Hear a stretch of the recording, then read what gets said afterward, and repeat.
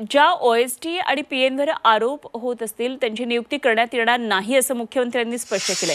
त्यानंतर आता संजय राऊतांनी ओएसडी आणि पीएनच्या नियुक्तीवरून एकनाथ शिंदेंवर टीका केली। एकनाथ शिंदेंच्या शिवसेनेच्या मंत्र्यांकडून फिक्सर पीए आणि ओएसडींची नावं देण्यात आली। त्यांची नावं माझ्याकडे असल्याचा दावा संजय राऊत यांनी केला। तर संजय राऊतांच्या या आरोपांना योगेश कदम यांनी उत्तर दिले।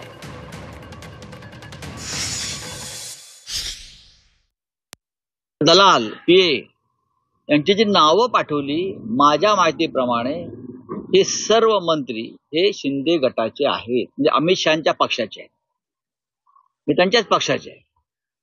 शिंदेचा पक्ष अमित शहांचा पक्ष आहे। हे सगळे फिक्सरची जी नावं आहेत ही शिंदे गटाकडून मंत्र्यांकडून गेली सगळं।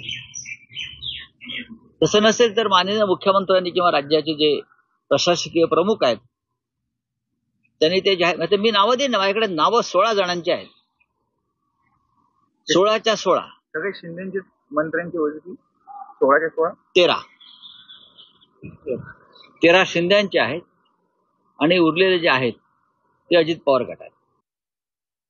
ज्यावेळेस महाविकास आघाडी होती आणि त्यावेळेस पोलिसांच्या बदल्यांमध्ये 100 कोटी घेतले गेलेत, असे ज्यावेळेला शिवसेनेच्या तत्कालीन मंत्र्यांवरती ज्यावेळेला आरोप झाले, व त्यावेळेला संजय राऊत साहेब कुठे होते?